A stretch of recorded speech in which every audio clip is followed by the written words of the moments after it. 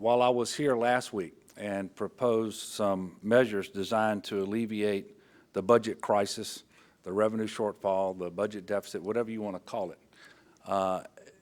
we all need to keep in mind that this is the single worst budget deficit in the history of the state of Louisiana.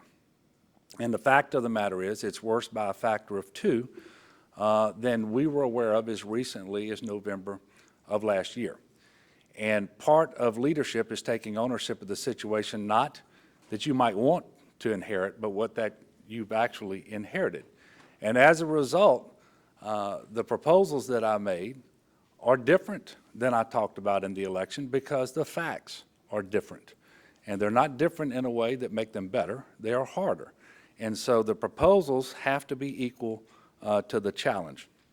And as I mentioned to you all, they were not the proposals that I wanted to be making and so early in the first month of my administration, but it's the most prudent thing to do when you understand that not only do we have a $750 million shortfall in the current year, which is likely to grow when we have the next revenue estimating conference on February the 10th, and a $1.9 billion shortfall for the year thereafter, which too is likely to grow after the next revenue estimating conference.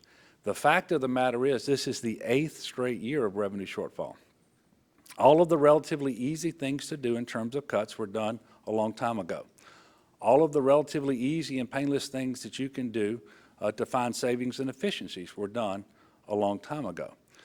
We simply are in a place now where in order to preserve the most basic and essential services that this state engages in and which the public rightfully demand that we engage in, we cannot do that and sustain cuts on that order of magnitude. And so as a result, I gave you the plan last week as to how I would avoid those cuts.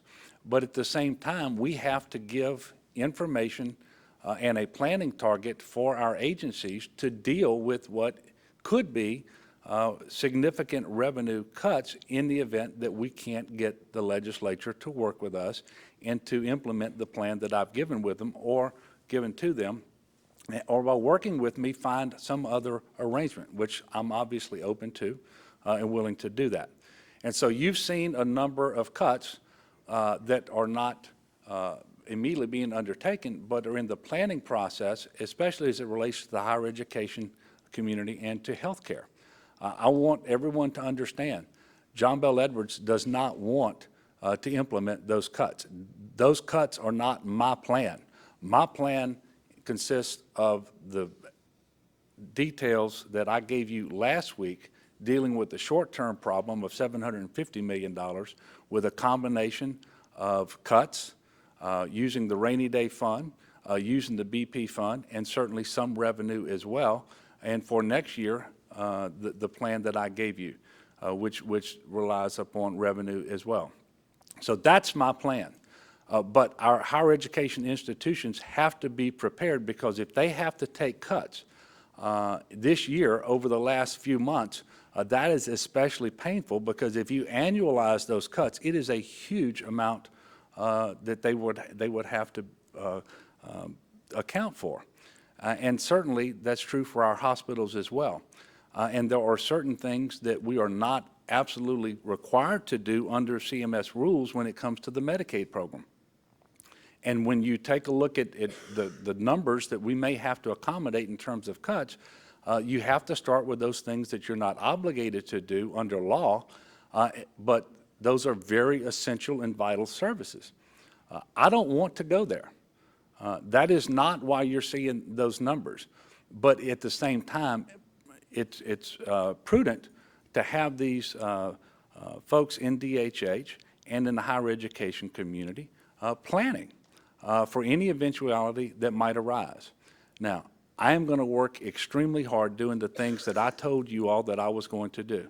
And we are going to sit down with every member of the legislature, and we've already started that with the leadership and with many members, rank and file members as well, to go through the situation, go through our proposals, see what it is that they accept, what they don't, and what alternatives that they are proposing so that we can work together to fix these problems. Understand this. No part of the $1.9 billion is an additional dollar that accounts for inflation. There is no additional money there to account for merit raises for state employees. There's no money in there for a K through 12 funding formula increase. In the strictest sense of the phrase, this is a continuation budget. And to the extent that you don't account for inflation, it's actually a cut because inflation is real.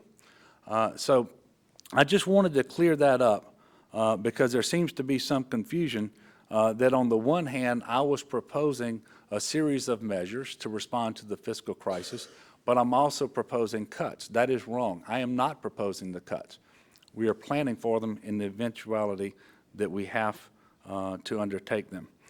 And yes, I am very much aware of what was said during the campaign by myself and others. I am also aware that the situation is worse by a factor of 2 than we thought it to be at the time. And it is time to stop living in fantasy land. It's time to stop pretending that things are better than they are.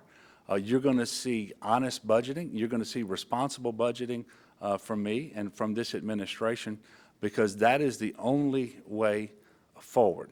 I remain extremely excited and optimistic about the future of our state, but only because I know we're going to rise to the challenge and we're going to fix our problems and we're going to provide stability for the state of Louisiana in the short term and transition to a better structure that over time is going to prove to be more predictable and more stable as well going forward.